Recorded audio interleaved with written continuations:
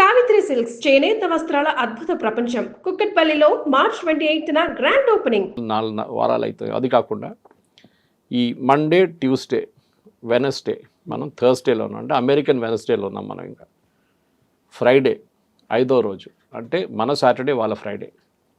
ఈ 5వ రోజు ఏం జరుగుతుంది? ఎందుకు ఇంకా 2 రోజులే ఉన్నాయి. ఈ 2 రోజుల్లో అమెరికా వాళ్ళ చాలా పెద్ద ఫోర్స్ని తీసుకొస్తున్నారు. మీరు చెప్పారు చూడండి, ఒకటి వాళ్ళ మెరీన్ ఎక్స్పెడిషనరీ ఫోర్స్ అని చెప్పి ఐఎన్ఎస్ ట్రిపోలి అని చెప్పి ఒక షిప్ దాంట్లో తీసుకొస్తున్నారు. దాంట్లో 3000 మంది ఉన్నారు. వీళ్ళ దగ్గర యాంఫీబియస్ ల్యాండింగ్ షిప్స్ ఉన్నాయి. యాంఫీబియస్ ల్యాండింగ్ షిప్ మీరు చూసుంటారు బహుశా, మన వైజాగ్ వైపు మిలన్ నడుస్తున్నప్పుడు అంతా ఇండియన్ నేవీది, లేకుంటే అప్పుడప్పుడు ఎక్సర్సైజ్ చేస్తుంది. దీనికి ఒక షిప్ లాగా ఉంటుంది, కానీ ఫ్రంట్కి వెళ్ళేదాకా బీచ్ దాకా వెళ్తుంది. ఇది నార్మల్ షిప్స్ లాగా కాదు. అక్కడ వెళ్ళి దీన్ని ఓపెన్ చేస్తారు. ఇట్లా ఫ్రంట్ పోర్షన్ ఓపెన్ చేస్తే దాని లోపల నుంచి ట్రూప్స్ అందరూ బయటకు వస్తారు. సో యాంఫీబియా జస్ట్ లైక్ ఒక కప్పలాగా 2 చోట్ల ఉభయచరం అంటాం మనం. అంతే. మనం సెకండ్ వరల్డ్ వార్లో చాలా చూసాం ఇది యాంఫీబియస్ ల్యాండింగ్ ట్రూప్స్. రిస్క్ ఎక్కువ దాంట్లో, ఎందుకంటే వీళ్ళు బయటకు రాగానే ఎవడైనా ఫైర్ చేస్తే ఎక్కడి నుంచి అయినా లాట్ ఆఫ్ పీపుల్, బట్ వాళ్ళకి ఎయిర్ సపోర్ట్ ఉంటుంది ఆ టైంలో. బహుశా వీళ్ళని తీసుకొస్తున్నారు అనే ఒక రూమర్ ఉంది. వాళ్ళు ఆల్రెడీ ఉన్నారు, they are in the Gulf of Oman now.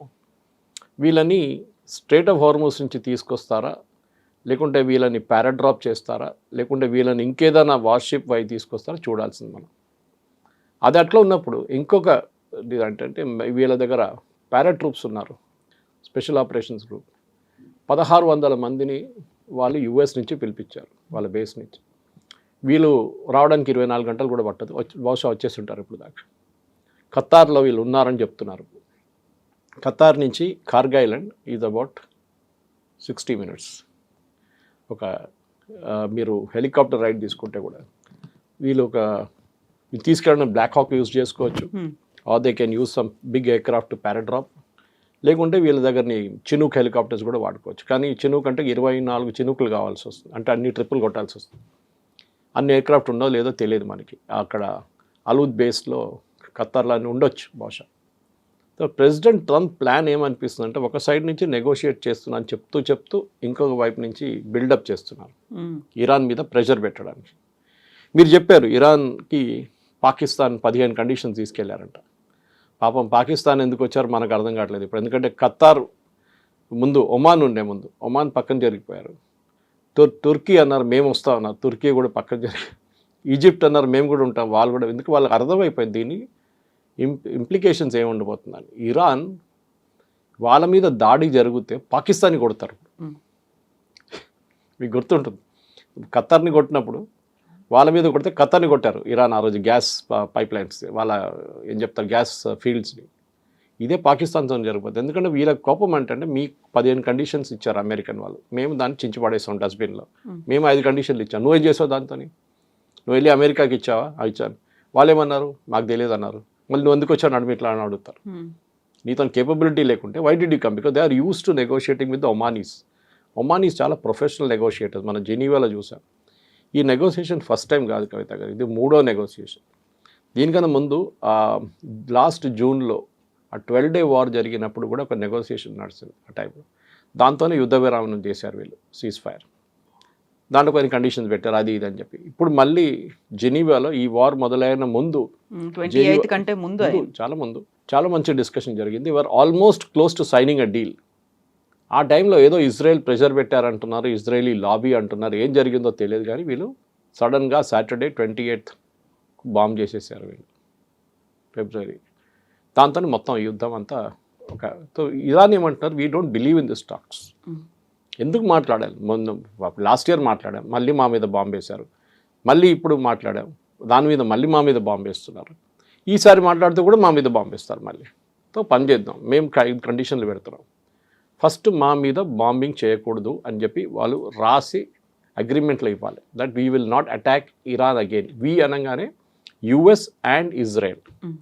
US బహుశా ఎస్ అంటారు, కానీ ఇజ్రాయెల్ ఎప్పుడు ఎస్ అన్నారు. రెండవది, ఇప్పుడు దాకా జరిగిన వార్లో జరిగిన డ్యామేజెస్, అంటే ఏ బిల్డింగ్లు కూల్చారో అది ఇది, ఆయిల్ ఫీల్డ్స్ ఏదైనా ఉండనొచ్చు, పవర్ ప్లాంట్స్, దానికి కాంపెన్సేషన్ ఇవ్వాలి మాకు. అది బహుశా యుఎస్ ఎప్పుడు అంగీకరించారు. మూడవది, వీళ్ళేమంటున్నా అంటే మా వైపు నుంచి ఉన్న మిసైల్ ప్రొడక్షన్ ఫెసిలిటీ కానీ మిగతా దాని మీద ఏ రెస్ట్రిక్షన్స్ ఉండకూడదు. ఇది టాప్ 3 అని పెట్టుకోవచ్చు. 5 కండిషన్స్ పంపించారు. యూఎస్ వైపు నుంచి ఏం చెప్పారంటే వాళ్ళ వైపు 15 కండిషన్స్ ఉన్నాయి. So we'll take again the top 5 only. First వీళ్ళు ఏమన్నారంటే యురేనియం గురించి మాట్లాడుతున్నారు. మీరు న్యూక్లియర్ ప్రాసెసింగ్ జరపకూడదు, దాన్ని ఏం చేయాలని చెప్పి మనం డిస్కస్ చేద్దామని చెప్తున్నారు. రెండవది వీళ్ళ మిసైల్ కేపబిలిటీ కంప్లీట్గా కట్ డౌన్ చేయాలని చెప్తున్నారు. అంటే production wise and range wise ఎన్ని కిలోమీటర్ కొట్టచ్చు, ఇంకా ప్రొడక్షన్ ఎన్ని నంబర్స్ ప్రొడ్యూస్ చేయొచ్చు. డ్రోన్స్ కూడా అంతే. మూడవది మీ అఫిలియేట్స్, మీ శాటిలైట్స్ ఉన్నారు చూడండి, హెజ్బుల్లా లెబనాన్లో, హూతీలు యెమెన్లో, ఇక్కడ హమాస్ గాజాలో, వీళ్ళకి నో ఫండింగ్, నో ఆయుధం, నథింగ్, ఏం పంపించకూడదు, కంప్లీట్ మీరు కట్ ఆఫ్ చేసేసేయాలి. ఇది వాళ్ళ వైపు నుంచి ఒక 3 కండిషన్స్ పెట్టారు. అంటే 15లో 3 పెట్టాను నేను. వీళ్ళు ఇద్దరు అక్కడిక్కడ ఈ 3 కండిషన్స్ అంగీకరించారు. So there is no point of going forward. Only నామకే వాస్తే అక్కడెక్కడ ఎక్స్చేంజ్ చేసుకున్నారు. ఎందుకంటే వీళ్ళు ఫేస్ టు ఫేస్ కూడా కలవట్లేదు. ఇరాన్ ఏమంటున్నారంటే మేము మాట్లాడితే కూడా మేము ఇప్పుడున్న జారెడ్ కుష్నర్ అండ్ స్టీవ్ విట్కాఫ్తో మాట్లాడాము. Because they are not professional politicians. వాళ్ళు Steve Witkoff is Trump Gulf buddy and వాళ్ళ కన్స్ట్రక్షన్ ఇండస్ట్రీలో ఫ్రెండ్. కుష్నర్ ఏమో సన్నిన్లా. వీళ్ళకి ఇద్దరికి పొలిటికల్ ఎక్స్పీరియన్స్ అసలు లేదు నెగోషియేషన్లో. మేము we will speak to vice president JD Vance and Marco Rubio secretary of state. వీళ్ళతో మేము మాట్లాడతాం. కావాలంటే ఇద్దరిని తెచ్చుకోండి మీరు, ఎందుకంటే ఎలిమెంట్ ఆఫ్ కంటిన్యూటీ ఉండాలి కదా. లాస్ట్ టైం ఏం మాట్లాడామన్నాం కానీ వీళ్ళిద్దరికి తెలియదు. సో వాళ్ళ దగ్గర అడుగుతారు ఏం మాట్లాడారు లాస్ట్ టైం అని చెప్పి. అది so this is what situation. ఇప్పుడు ఈ మీటింగ్ జరుగుతుందో లేదో చెప్పలేము, చాలా డౌట్ఫుల్. ఎందుకంటే ఈ మీటింగ్ జరగాలంటే ఒకటి అట్లీస్ట్ ఒక 5-6 పాయింట్స్ మీద ఒక అగ్రిమెంట్ ఉండాలి, rough agreement. The top most యూఎస్కి ఉన్న అన్ని వారి ఇజ్రాయెల్కి ఉన్నది కూడా దట్ ఇరానియన్ న్యూక్లియర్ ప్రోగ్రామ్ గురించి. ఈ ఇరానియన్ న్యూక్లియర్ ప్రోగ్రామ్కి మీకు గుర్తుంటుంది కవిత గారు, ప్రెసిడెంట్ ఒబామా టైంలో ఒక ఒప్పందంకి వచ్చారు వీళ్ళు. దట్ వీళ్ళ ప్రొడక్షన్ వీళ్ళు తగ్గిస్తారు, అంటే వీళ్ళ యురేనియం క్వాలిటీ ప్రాసెసింగ్. అది కాకుండా వీళ్ళ వైపు నుంచి ఆయుధాలు తయారు చేయరు అని చెప్పి ఒక ఒప్పందానికి వచ్చారు. ఇరాన్ది చాలా మటుకు డబ్బులు ఆ టైంలో అమెరికా బ్లాక్ చేసి పడేశారు. అంటే వాళ్ళ ఓవర్సీస్ ఉన్న బ్యాంకులో ఉన్న డబ్బులని ఫ్రీజ్ చేసేసారు. ఇప్పుడు ఈవెన్ రష్యాది అట్లా చేశారు. 200 బిలియన్ 300 బిలియన్ ఉంది అకౌంట్, అన్నీ యూకేలో ఉండే, అదే మొత్తం ఫ్రీజ్ చేసేసారు వాళ్ళు. ఆ డబ్బులు కూడా ఈ అగ్రిమెంట్ ప్రకారం రిటర్న్ చేశారు. ట్రంప్ ఆ టైంలో ఏం పెద్ద గొడవ చేశారు ఏంటంటే అమెరికన్ ట్యాక్స్ పేయర్ డబ్బులు తీసి ఇరాన్కి ఇచ్చారు మీరు అని చెప్పి. అండ్ ఒబామా దానికి కౌంటర్ చేయలేకపోయారు, క్లియర్గా ఎక్స్ప్లెయిన్ చేయలేకపోయారు. ఒక పెద్ద పొలిటికల్ డిఫీట్ ఉండే ఒబామాకి. తర్వాత ఈసారి కూడా వీళ్ళు ఏం అడుగుతారంటే మాకు డబ్బులు కావాలి. సో దీంట్లో మెయిన్ స్టిక్కింగ్ పాయింట్ మనందరూ తెలుసు, స్ట్రైట్ ఆఫ్ హోర్మూస్ నుంచి షిప్పులు ఫ్రీగా తిరగాలని ప్రెసిడెంట్ ట్రంప్ చెప్తే ఇరాన్ అంటున్నారు కాదు, దీని కంట్రోల్ మేము మిగతా అక్కడ ఉన్న గల్ఫ్ స్టేట్స్ అందరు కలిసి కంట్రోల్ మెయింటైన్ చేస్తాం. ఎందుకంటే మీకు గుర్తుంటుంది ట్రంప్ ఒక ప్రెస్ కాన్ఫరెన్స్లో చెప్పారు బయట మీడియాతో మాట్లాడుతూ, ఎవరు కంట్రోల్ చేస్తారు స్ట్రైట్ ఆఫ్ హోర్మూస్ అంటే నేను మీ అన్నారు. And Ayatollah whoever is Ayatollah అంటే అక్కడ ఎవరు అయతోల్లా అంటే దాంట్లో 2 సంకేతాలు వచ్చినాయి బయటకు. ఒకటి అయతోల్లా ఉంటాడు, రెజీమ్ చేంజ్ లేదు, ఈజ్ అగ్రీడ్ హిమ్సెల్ఫ్ అనమాట ఇండైరెక్ట్లీ. రెండవది వీళ్ళిద్దరు కలిసి ఎట్లా కంట్రోల్ చేస్తారు, అమెరికాకి అక్కడ ఏం స్టేక్ ఉంది, అమెరికన్ షిప్స్ రావు అక్కడ అన్ని యూరోపియన్ లేకుంటే ఇండియన్ లేకుంటే మిగతా బంగ్లాదేశ్ బట్ ఇండోనేషియా వైపు వెళ్ళే షిప్స్లో ఉంటుంది, చైనీస్ ఆఫ్ కోర్స్. ఇక అమెరికాకి ఏం ఇంట్రెస్ట్. వీళ్ళేమన్నారంటే మీరు మాకు డబ్బులు ఇవ్వకపోతే, ఇది మీరు మా ఇన్ఫ్రాస్ట్రక్చర్ డ్యామేజ్ అయిందని దాన్ని మేము ఒక టోల్ పెట్టేస్తాం దీని మీద, ప్రతి షిప్ దగ్గర నుంచి 1 మిలియన్ తీసుకుంటాం, ఏదో నా డబ్బులు తీసుకుంటాం మేము, అది మేము డిసైడ్ చేస్తాం మీరు ఈ డబ్బులు ఇవ్వకపోతే. అది కూడా president Trump is dead against. మిగతా దేశాలతో సహాయం పెట్టుకొని సౌదీ అరేబియాతో వాళ్ళతో ఒప్పందం పెట్టుకొని ఇది స్ట్రైట్ ఆఫ్ హోర్మూజ్ కంట్రోల్ చేయాలంటే కాదు. ఎందుకంటే స్ట్రైట్ ఆఫ్ హోర్మూజ్ అనేది సూయజ్ కెనాల్ కాదు, మనం గుర్తుపెట్టుకోవాలి. సూయజ్ కెనాల్ మన అందరు తెలిసిందే ఈజ్ కంట్రోల్ బై ఈజిప్ట్. అది ఒక narrow shipping lane which connects 2 continents, 2 seas అనమాట, మేజర్ ఓషన్స్. దానికి ఒక టెక్నాలజీ మీకు తెలిసి ఉంటుంది. ద లెవెల్ ఆఫ్ ఒక వైపు సీ హైట్ ఇంత ఉంది, ఇంకో వైపు ఇక్కడ ఇంత ఉంది. సో దీన్ని బ్యాలెన్స్ చేయడానికి ఇక్కడ నీళ్ళు నింపుతారు. షిప్ని తీసుకొచ్చి వీళ్ళు క్లోజ్ చేసిన తర్వాత ఈ హైట్ పెంచుతారు పంపింగ్ చేసి నీళ్ళు. దాని తర్వాత అటువైపు వచ్చినప్పుడు దాన్ని మళ్ళీ దిప్పుతారు, షిప్ బయటకు వెళ్ళిపోతుంది. ప్రతిరోజు hundreds of ships cross, but చాలా స్లోగా వెళ్తుంది ఆ ప్రాసెస్. ఈజిప్ట్ టోల్ తీసుకుంటారు. టోల్ అంటే ఒక ఛార్జ్ సూయజ్ కెనాల్, ఎందుకంటే చాలా ఇది ఆపరేషన్ చాలా కాంప్లికేటెడ్. టగ్ బోట్స్ ఉంటుంది, దాంతోపాటు వాళ్ళ supervisor hundreds and thousands of people పనిచేస్తారు ఒక్కొక్క షిప్ మూవ్ చేయాలంటే. చాలా స్పేస్ నేరో ఉంది, depth is only 20 meters. Super tankers travel చేయలేరు దాంట్లో. కానీ మీరు మొత్తం ఆఫ్రికా తిరిగి రాలక్కర్లేదు. మీరు you can just cross the Suez canal, you will save almost 15 days travel మీది సేవ్ అయిపోతుంది. అది పెద్ద సేవింగ్ షిప్స్. ఆ పరిస్థితుల్లో అదే ఇక్కడ తీసుకొస్తారంటే కాదు, ఎందుకంటే హోర్మూజ్ అనేది ఒక ఓపెన్ ఓషన్ లాగా ఉంటుంది మీకు. అక్కడ మీరు ఏం చేస్తారు, ఇట్లాంటి పని చేయకూడదు అని చెప్పి యుఎస్ అంటున్నారు. కానీ ఇరాన్ అంగీకరించట్లేదు. వాళ్ళ దగ్గర ఉన్న మేజర్ ట్రంప్ కార్డ్ కవిత గారు ఈజ్ స్ట్రెయిట్ ఆఫ్ హోర్మూజ్. అది వాళ్ళు ఎప్పుడు వాళ్ళకి అర్థమైపోయింది. And this is something America యుద్ధం మొదలయ్యే ముందే అర్థం చేసుకోవాలి ఉండే. దట్ స్ట్రెయిట్ ఆఫ్ హోర్మూజ్ మీద ఇరాన్ కన్ను ఉంటుంది ఎప్పుడు. వాళ్ళ లాస్ట్ ట్రంప్ కార్డ్ అదే. సరే ఇప్పుడు ఏం చేస్తారు? ఇప్పుడు మనం మాట్లాడాం, వెరీడ్ ఎక్స్పెడిషనరీ ఫోర్స్ ఒకటి వస్తున్నారు, 3,000 మంది. 82nd ఎయిర్బోర్న్ డివిజన్ వస్తున్నారు, 1,600 people. ఈ 82nd ఎయిర్బోర్న్ ట్రూప్కి అడ్వాంటేజ్ ఏంటంటే వాళ్ళు పారాట్రూపర్స్. వాళ్ళు 24 గంటలకు ఆపరేషన్కి వస్తారు, అంతే. ఫినిష్ చేసి వాళ్ళు వెళ్ళిపోతారు. ఫర్ ఎగ్జాంపుల్ ఒక ఎయిర్ ఫీల్డ్ ఉందనుకోండి కార్గ్ ఐలాండ్ మీద, ఇరాన్లో ఉన్న కార్గ్ ఐలాండ్. దాన్ని క్యాప్చర్ చేయాలంటే వీళ్ళని పంపించాలి. అది వేరియస్ రూట్స్తో వస్తారు. మనం మాట్లాడడం చూడండి, ఇప్పుడు అయితే ల్యాండింగ్ ఫోర్స్ ఉండొచ్చు, పారాట్రూప్ చేయవచ్చు వాళ్ళని, లేకుంటే ఇంకా వార్షిప్లో తీసుకురావచ్చు, ఏదైనా రూట్లో తీసుకురావచ్చు. కానీ వాళ్ళని మీరు కాపాడుకోవాల్సి వస్తుంది, ఎందుకంటే వాళ్ళు అక్కడే వచ్చి కూర్చున్నారు అనుకోండి కార్గ్ ఐలాండ్, వీళ్ళు పైనుంచి మిసైల్ మొదలు పెడతారు, డ్రోన్లు మొదలు పెడతారు. So you have to give air support. And దీంట్లో ఎక్స్పర్ట్స్ వీళ్ళు. అండ్ వీళ్ళ దాంట్లో ఈ మెరైన్స్ వస్తున్నారు చూడండి, వాళ్ళు చాలా డిఫరెంట్ జాబ్స్ హ్యాండిల్ చేస్తారు. ఇంజనీరింగ్ యూనిట్ ఉంటారు, సిగ్నల్ యూనిట్స్ ఉంటారు, ఆర్మర్డ్ యూనిట్స్ ఉంటారు, for example even catering units ఉంటారు, మెడికల్ యూనిట్స్, అందరు ఒక కంబైన్డ్ ఫోర్స్ లాగా ట్రావెల్ చేస్తారు వాళ్ళు. వాళ్ళని ఒక ఏరోడ్రమ్ వాళ్ళ దగ్గర హ్యాండ్ ఓవర్ చేస్తే, ఒక ఎయిర్పోర్ట్ రన్వే హ్యాండ్ ఓవర్ చేస్తే వాళ్ళు చూసుకుంటారు అక్కడి నుంచి. అప్పుడు వీళ్ళు వెళ్ళిపోతారు, ద పారాట్రూపర్స్ వెళ్ళిపోతారు, వీళ్ళు ఉంటారు. అది క్యాప్చర్ చేసుకుంటే కార్గ్ ఐలాండ్, బికాజ్ అదొక్కటే ఒక ఏం చెప్తారు, ఐ థింక్ ద మేజర్ ఒక రీజనింగ్ ఇప్పుడు అదే ఒక్కటే కనిపిస్తుంది. ఈ సాటర్డే బహుశా జరగవచ్చు, ఎందుకంటే డెడ్లైన్ అయిపోతుంది. అది జరిగితే ఏమవుతుందంటే ఇరాన్ కంప్లీట్ రెవెన్యూ అమెరికా చేతిలో ఉంటుంది. వెనజువేలా లాగా, వెనజువేలాలో అదే చేశారు కదా. ఇప్పుడు అక్కడి నుంచి ప్రతి షిప్కి అమెరికా డబ్బులు తీసుకుంటారు. ఓకే, ఎందుకంటే మేము ఎప్పుడో పెట్టుబడి పెట్టాం, మాది $100 billion ఉంది అక్కడ, మాకు రాలేదు డబ్బులు అని చెప్పి షెవ్రాన్ కానీ ఎక్సన్ మొబైల్ వాళ్ళని తీసుకుంటారు. ఇదే బహుశా కార్గ్ ఐలాండ్తో కూడా జరగవచ్చు. జరిగితే ఇరాన్ ఏం చేస్తారు, then that should be the next situation.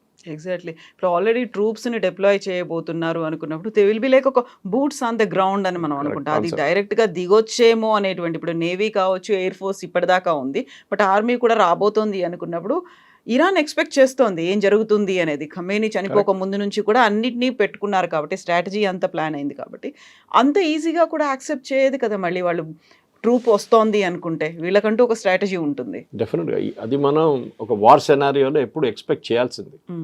President Trump చేసిన అన్నిటికంటే పెద్ద తప్పు ఇది. ఈ యుద్ధం మొదలయ్యే ముందు మేము ఇది చేస్తే ఇరాన్ ఏం చేస్తారు, ఒక వార్ సెనారియో ఉంటుంది. మేము కొడుతూనే వెళ్తాం, ఇరాన్ ఏం చేయరని కాదు కదా, వాళ్ళు చేస్తారు, వాళ్ళు కూడా దే విల్ రియాక్ట్. కానీ అది యాంటిసిపేట్ చేయలేదు యుఎస్. ఒకటి, ఇరాన్ వాళ్ళ నేబర్స్ మీద బాంబ్ చేస్తారనేది అమెరికా ఎప్పుడు ఊహించలేదు. అరే సౌదీ అరేబియా పక్కన నుంచి చాలా ఫ్రెండ్లీ కంట్రీ, అక్కడ అటు పక్కన ఇరాక్ ఉన్నారు, ఇటు పక్కన కువైత్ ఉంది, ఖతార్ ఉంది, అక్కడ బహ్రెయిన్ ఉంది, వీళ్ళందరూ వాళ్ళతో ఉండాల్సిందే కదా. ఎప్పుడు అంటారు you cannot choose your neighbours అంటారు. వాళ్ళు ఉంటారు, ఇప్పుడు మీకు నచ్చకపోతే కూడా ఉంటారు మీ నేబర్స్ మీ దగ్గర. సో అట్లాంటి పరిస్థితి. నో టైం అటాక్ చేసింది Iran. Correct. And that day itself 28th itself ఇజ్రాయెల్ని కొట్టడం అని దాంట్లో కొత్తది ఏం లేదు, అది వాళ్ళు రెగ్యులర్గా చేస్తూ ఉంటారు. కానీ మిగతా ఫ్రెండ్స్ని కొట్టడం అనేది అది పెద్ద మార్పు వచ్చేస్తుంది. అండ్ వాళ్ళు కూడా రియాక్ట్ చేయలేకపోతున్నారు. మీరు చూడండి, వాళ్ళు సౌదీ అరేబియా కానీ, సౌదీ అరేబియా కూడా గుడ్ ఎయిర్ ఫోర్స్, వాళ్ళు ఇరాన్ ఈజీగా అటాక్ చేసుకోవచ్చు. ఇన్ఫ్యాక్ట్ నిన్న ఒక న్యూస్ రిపోర్ట్లో, I think it was New York Times, దాంట్లో ఏం చెప్పారంటే Saudi Arabian prince Mohammed bin Salman ఏమన్నారంటే అమెరికా దగ్గర చెప్పారంట, మీరు యుద్ధం ఆపకండి, you go fight and finish off Iran. మీకు ఏం సహాయం కావాలంటే చెప్పండి, మేము ఇస్తాం మీకు ఎయిర్ బేస్ యూసేజ్, ఫైనాన్స్గా మీరు డబ్బులు ఏం కావాలంటే మేము హెల్ప్ చేస్తాం, కానీ ఆ ఇరానియన్ రెజీమ్ ఉండకూడదు. ఇప్పుడు మీరు ప్రెసిడెంట్ ట్రంప్ ప్లేస్లో ఉంటే కవిత గారు ఏం ఆలోచిస్తారు, ఇరానియన్ రెజీమ్ని ఎట్లా మార్చాలి? అక్కడ ఇప్పుడు ముగ్గురే ఉన్నారు మాట్లాడడానికి రెడీగా ఉన్న ముగ్గురే ఉన్నారు. అంటే వాళ్ళు ఇప్పుడు దాకా చనిపోలేదు వాళ్ళంతే, అంత చెప్పొచ్చు. వాళ్ళు ఇంకా అటాక్ చేసి చంపలేదు వీళ్ళు. ప్రెసిడెంట్ కరెక్ట్, ప్రెసిడెంట్ పెసికిషాన్ ఆయన ఉన్నారు, speaker and this foreign minister, వీళ్ళు ముగ్గురే ఉన్నారు, కనిపిస్తున్నారు కూడా. ప్రెసిడెంట్ అయితే ఒక బ్లండర్ చేసిండు అన్న పెసికిషాన్. ఆయన యుద్ధం మొదలుగానే సౌదీ అరేబియా మీద బాంబ్ చేయగానే ఒక అపాలజీ చెప్పాను, sorry we made a mistake, ఇంకా జరగదు ఇప్పుడు నుంచి అని. ఇమ్మీడియట్గా విత్డ్రా చేయాల్సి వచ్చింది. Within half an hour revolutionary guards వాళ్ళని ఆయన ఫోర్స్ చేశారు విత్డ్రా చేయడానికి. So he is not interested. ఆయన పొజిషన్ చాలా వీక్ ఉంది. ట్రంప్ చెప్పారు చూడండి, మేము చంపకపోతే వాళ్ళ మనుషులు చంపుతారు వాళ్ళని అని చెప్పేసి, there people will kill them అని. So we don't know who to speak. మేము ఎవరితో మాట్లాడి మాకు అర్థం కావట్లేదు, ఇరాన్ ఎవరున్నారు మాకు తెలియదు. మేము అనుకున్నాం లారిజానీతో మాట్లాడదాం అనుకున్నా కానీ ఇజ్రాయెల్ వచ్చి ఆయన కూడా కొట్టేశారు. And he was the most pragmatic face. ఆలోచించండి, ఇజ్రాయెల్ లారిజాని చంపినప్పుడు నాకు కూడా డౌట్ వచ్చింది, వై హిమ్? ఎందుకంటే అమంగ్ ఈ నలుగురు, ఇప్పుడు మనం చెప్పిన 3 పేర్లతో 4వ పేరు ఈయనది. అండ్ ఆయన would have been a great choice, because ఆయనకి రెవల్యూషనరీ గార్డ్ మీద పట్టుంది, ఆయనకి ఆర్మీ మీద పట్టుంది, అండ్ ఆల్సో పొలిటిక్స్ మీద అండ్ రిలీజియస్ లీడర్స్. నలుగురిని వీళ్ళు ఆయన తీసుకెళ్ళగలరు, తోడు తీసుకెళ్తారు, కలగరు, కానీ ఆర్ని చంపేశారు ఆయన. ఇప్పుడు ఎవరితో మాట్లాడతారు మళ్ళీ మీరు? You have to speak to only these 3 people. వీళ్ళు ముగ్గురికి అంత పవర్ లేదు. Whereas the speaker of the Iran parliament Mohammed Khalifa, ఆయన దీనికన్నా ముందు ఎయిర్ ఫోర్స్ చీఫ్ ఉండే, and he was also the chief of the revolutionary guards. ఈ 2 పదవులు చాలా careful, especially revolutionary guards. So ఆయనకు ఆ పవర్ ఉంది ఒకటి, కానీ he the hard line religious bent of mind. అంత ఈజీగా అమెరికా చెప్పిన మాటలు వినరు. సో బహుశా వీళ్ళు ముగ్గురులో ఎవరినో ఒకరిని మాట్లాడుతున్నారు ఇరాన్తోని అమెరికా డైరెక్ట్గా, కానీ ఎవరని చెప్పట్లేదు. ఇరానియన్ ఫారెన్ మినిస్టర్ అయితే డినై చేసేసి, మేమైతే మాట్లాడలేదు, ట్రంప్తోనే మాట్లాడుకుంటున్నాడు, and he's just playing for the markets. ఈ మార్కెట్ రేటు, ఆయిల్ రేట్ తగ్గించడానికి చేస్తున్నారు, మిగతా ఏం లేదు position, which is sort of correct. కానీ ఇప్పుడు జరిగే దాంట్లో కవిత గారు, ఈ నెక్స్ట్ 24 hours to 48 hours చాలా క్రూషియల్గా ఉండబోతుంది.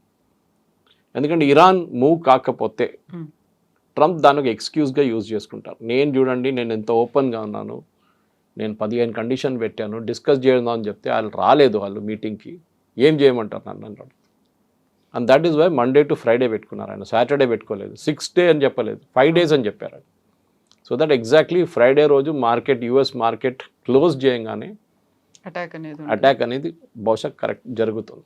సో ఇప్పటిదాకా మనం ఇరాన్ గురించి పెట్టే కండిషన్స్ గురించో, లేకుంటే అమెరికా ఇస్తున్నటువంటి 15 ఫార్ములా గురించో మాట్లాడుకుంటున్నాం, కానీ ఇజ్రాయెల్ మాత్రం తను ఏం చెయ్యాలనుకుంటుందో ఆ పని చేస్తుంది.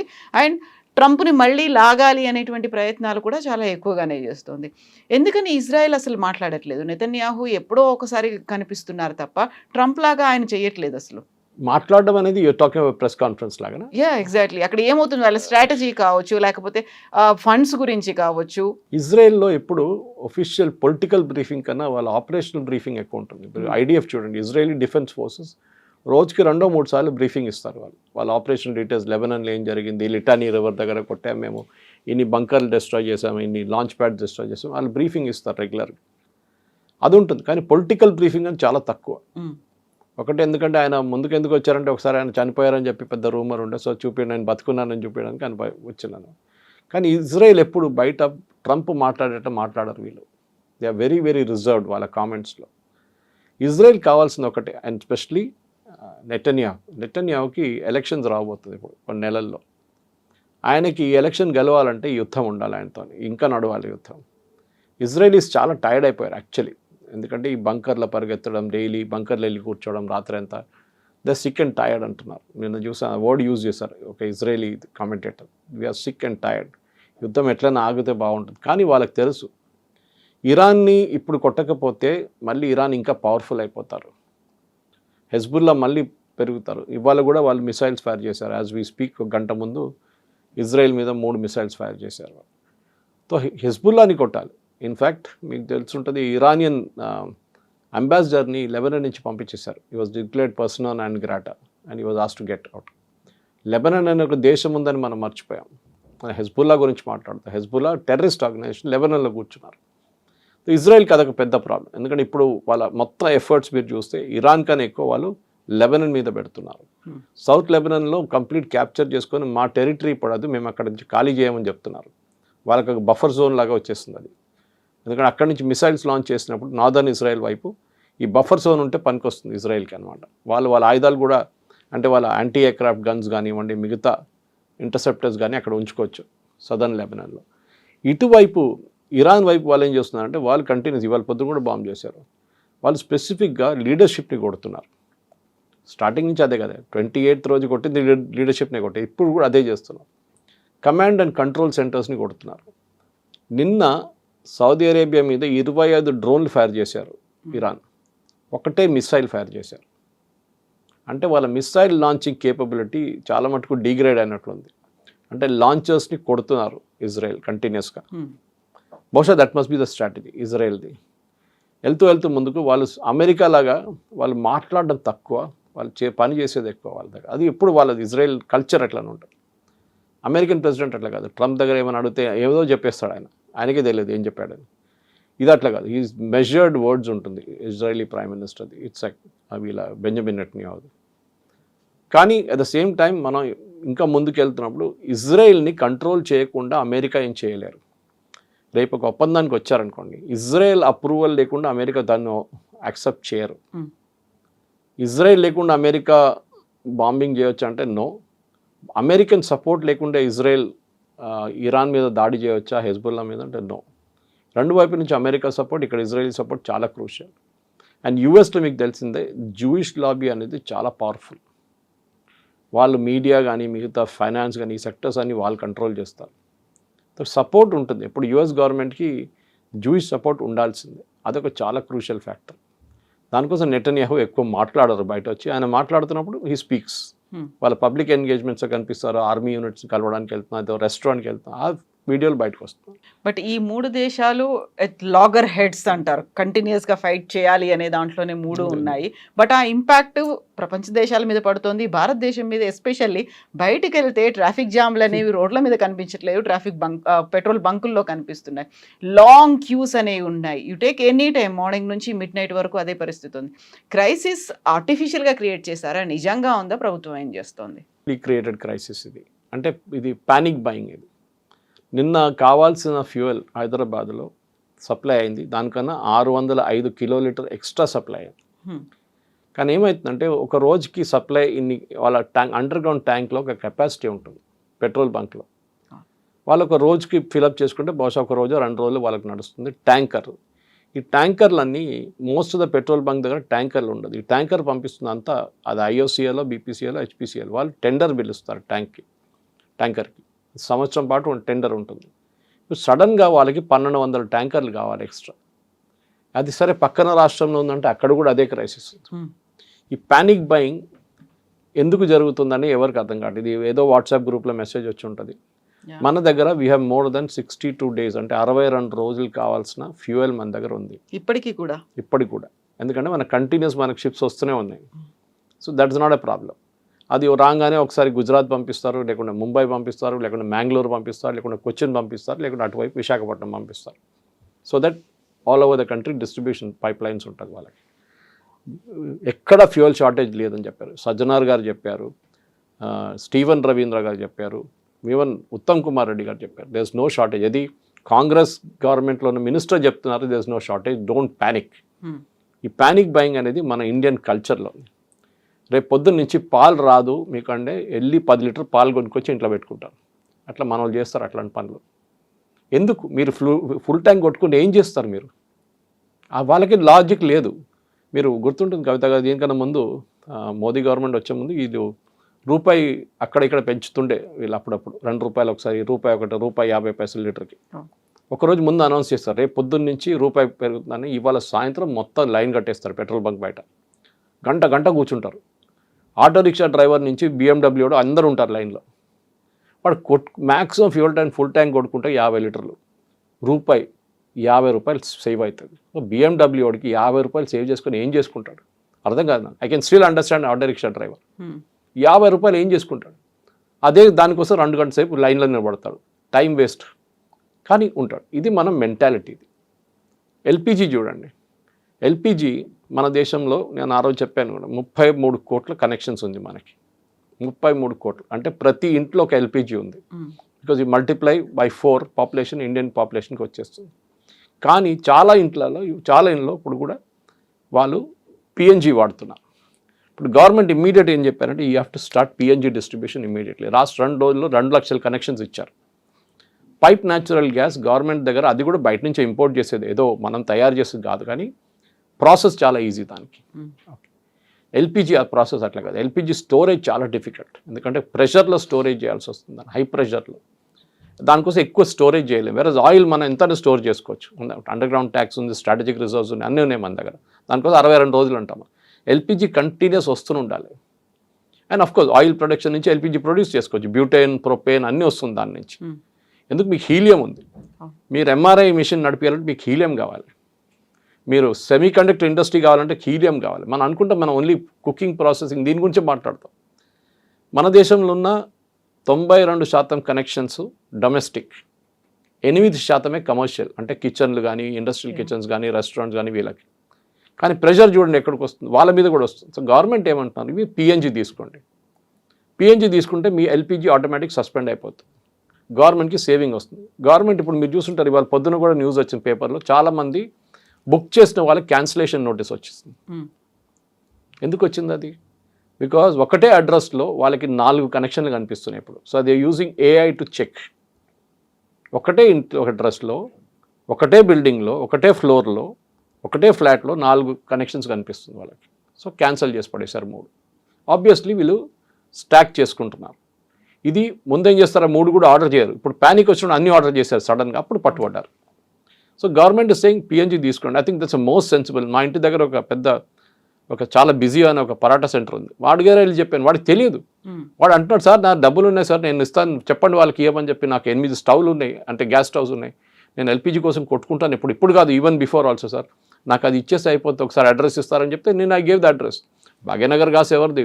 రిలయన్స్ది అది. So that culture has to come. దాంట్లో మీకు ఎల్పిజి ఆర్డర్ చేయక్కర్లేదు, మీరు ఆన్ చేస్తే గ్యాస్ ఉంటుంది, ఎప్పుడు మీకు టెన్షన్ ఉండదు దానికి. I think that culture Covid టైంలో మోదీ గారు చెప్పిన మాట ఆ రోజు, అది కూడా మిస్అండర్స్టాండ్ చేసుకున్నారు. కోవిడ్లో మనం ఎట్లా హ్యాండిల్ చేసామో అట్లనే మనం ఇప్పుడు కూడా ఇమ్మీడియట్ రూమర్స్ లాక్డౌన్ పెడుతున్నారు మోదీ గారు. అదే హింట్ ఇచ్చాడు. ఎందుకు లాక్డౌన్? మీకు ఏదో పాండమిక్ రాలేదు కదా. మోదీ గారు ఏం చెప్పారంటే, ఆ టైంలో మనం ఎట్లా డిసిప్లిన్ పాటించామో, రోడ్ల మీద వెళ్ళకుండా ఇంట్లో ఉండి అది చేసుకో, అది చెప్పగానే అచ్చా ఇంట్లో ఉండమంటున్నారు మోదీ గారు అందరినీ, అక్కడ చెప్పలేదు ఆయన. So that's is the misunderstanding అన్నమాట. నాకు చాలామంది నాకు అడిగారు, నా దగ్గర ఫోన్ చేసి, మెసేజ్, సురేష్ గారు లాక్డౌన్ ఉంటుందా, ఎందుకు ఉంటుందని వాళ్ళ దగ్గర అడిగాను రిటర్న్. నేను why lockdown? You have to arrive at a certain sense of discipline. ఈ డిసిప్లిన్ మన దాంట్లో లేదు. కవిత గారు, పోలీసోడు కనిపించకపోతే రెడ్ లైట్ జంప్ చేస్తాడు 100% మనోడు. ఓకే, పోలీసోడు ఉంటేనే ఆపుతాడు. అక్కడ కెమెరా ఉంటే అది కూడా చూస్తాడు, కెమెరా లేకుండా వెళ్ళిపోతాడు పోలీసోడి దగ్గర. ఇది మన ప్రాబ్లం. ఎవడో 10 మంది లైన్లో నిలబడాలని మనం కూడా వెళ్ళి నిలబడతాం అంత. ఏంట్రా అంటే, మీరు నిలబడారు కదా, మీ అంటే నేను కూడా ఉంటాను. ఇది మన ప్రాబ్లం. బ్రిడ్జ్ పై నుంచి కింద చూస్తుంటాడు ఒకడు, 10 మంది వస్తారు, ఏం చూస్తున్నాడు నాకేం తెలుసు, కింద ఏదో నేను చూశాను, నువ్వు ఎందుకు వచ్చినా అంటాడు. ఇది చీలుడి భైంసుడి అంటారు హైదరాబాద్లో, రూమర్స్ది. ఓకే, ఇది మనం ఒక డిసిప్లిన్ మన లైఫ్లో తీసుకురావాలి. నేను మొన్న మా అల్వాల్ బంక్ వెళ్ళినప్పుడు రాత్రిపూట వెళ్తే 11 కార్లు ఉండే. I don't want to fill up. నేను ఇంటికి వెళ్ళిపోయి పొద్దున 7 గంటలకు వచ్చాను, మళ్ళీ ఇంటి దగ్గరే సత్య పెట్రోల్ బంక్ అని. 3 కార్లు ఉన్నాయి, ఫిల్అప్ చేసుకున్నాను. వాడు అన్నాడు, సార్ ఫుల్ ట్యాంక్ కదా సార్ అన్నా. వద్దు, నాకు వద్దు, నాకు 2000 రూపీస్ కొట్టు చాలు అన్నాడు. ఏం సార్ ఇట్లా అంటున్నా, మీరు అందరు ఫుల్ ట్యాంక్ కొట్టించుకున్నా? అక్కర్లేదు, మిగతా వాడికి పనికి వస్తాయి కదా నేను కొట్టుకుంటే. నేను ఫుల్ ట్యాంక్ కొట్టుకుని ఏం చేసుకోవాలి, నాకు తెలుసు నాకు వారం దాకా నడిచిపోతుంది. That is all. Panic buying లో సిద్దిపేట రోడ్లో పోతున్నాడు, ఆడు వెళ్తూ అది సిద్దిపేటలో ఉండదేమో, ఇక్కడ కొట్టించుకుందాం, ఇక్కడ కొట్టించుకుంటాం. ఇది దిస్ యాటిట్యూడ్ మన షార్టేజెస్లో ఒక టైంలో ఉండే. కరెక్టే, షార్టేజెస్ మన దేశంలో చాలా మటుకు ఉండే. పాలు లేకుండే. నేను స్కూల్లో ఉన్నప్పుడు కూడా పొద్దున పూట పాలు కోసం లైన్లో నిలబడాలి, వెళ్ళి ప్యాకెట్ పాల కోసం. అదంతా పోయింది కదా. ఇప్పుడు మీ ఇంటికి కావాలంటే ఏ కంపెనీ నుంచైనా మీకు పాలు వస్తుంది. దాట్ యాటిట్యూడ్ మారాలి. ఇప్పుడు చూడండి కొంచెం తగ్గింది, ఇవాళ కొంచెం ప్యానిక్ బయింగ్ తగ్గింది. కానీ బంక్లు ఏమంటున్నారు, ఈవెన్ టుడే మార్నింగ్ నేను దూరదర్శన్ డిబేట్లో ఉన్నాను పొద్దున లైవ్లో, దాంట్లో అన్నారు అదే సేమ్ పాయింట్. ఇక్కడ ఉన్న పెట్రోలియం డీలర్స్ అంటున్నారు, మా దగ్గర మీకు ఎంత కావాలంటే అంత పెట్రోల్ ఇస్తాం, మీరు ఎన్ని ఫుల్ ట్యాంక్లు కావాలంటే కొట్టించుకోండి, కానీ వీ విల్ నాట్ గివ్, క్యాన్లో మేము ఇవ్వము. దట్ ఈస్ సంథింగ్, ఎందుకంటే డేంజరస్ అది. ఈ టెంపరేచర్లో మీరు క్యాన్లో తీసుకొచ్చి పార్కింగ్ లాట్లో పెట్టుకుంటే అది ఎప్పుడు వెళ్తుందో తెలియదు.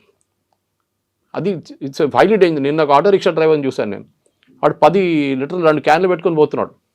ఎందుకంటే నాకు వారం పనికి వస్తుందంట. రే నువ్వు ఎందుకు నీకు వారం ఎక్కడ పెట్టుకుంటా? ఇంట్లో పెట్టుకుంటా సార్. ఇంట్లో ఇంకా డేంజరస్ రా బాబు అంటే అర్థం చేసుకుంటలేరు మనం. మన ఇందోర్లో ఒక యాక్సిడెంట్ జరిగింది, మీకు తెలిసింది. ఆ బ్యాటరీ ఛార్జింగ్ యూనిట్ నుంచి ఈవీ వెహికల్ది పోల్ మీద కూడా పోయింది ఫైర్. వాళ్ళ ఇంట్లో బేస్మెంట్లో, వాళ్ళ ఇంట్లో గ్రౌండ్ ఫ్లోర్లో 10 సిలిండర్లు ఉంటాయి. మ్యాక్సిమం చనిపోయింది అది దాని కారణంగానే, అది బ్లాస్ట్ అయింది. This is something we need to learn. మనకు కావాల్సింది we are not living in a nation of shortages. మీరు పాకిస్తాన్లో చూడండి, పాకిస్తాన్లో ఏం లేదు, పెట్రోల్ లేదు, డీజిల్ లేదు. శ్రీలంకలో 15 లీటర్లు ఇస్తున్నారు ప్రతి వారానికి ఒక కార్కి. మనం అది ఆ స్టేట్కి రాలేదు కదా మనం ఇంకా. కానీ ఎవరో చెప్పారంట రూమర్, అరే 20 లీటర్లు కొట్టిస్తున్నాడు వారానికి అంత. అట్లా ఏం రాలేదు. కానీ మన పరిస్థితికి రాకుండా చూసుకోవడానికి మన రెస్పాన్సిబిలిటీ ఉంది. యాజ్ అ సిటిజన్ ఆ సివిక్ సెన్స్ మనకి లేదు. Let us accept it. పక్కనోడు చచ్చాడు కానీ నేను బతకాలని చూస్తాడు మన వాళ్ళు. ఆ యాటిట్యూడ్ మనకుంది. అది మనం మార్చుకోవాల్సింది. ఈ క్రైసిస్లో ఇది ఒక పెద్ద లెసన్. Thank you.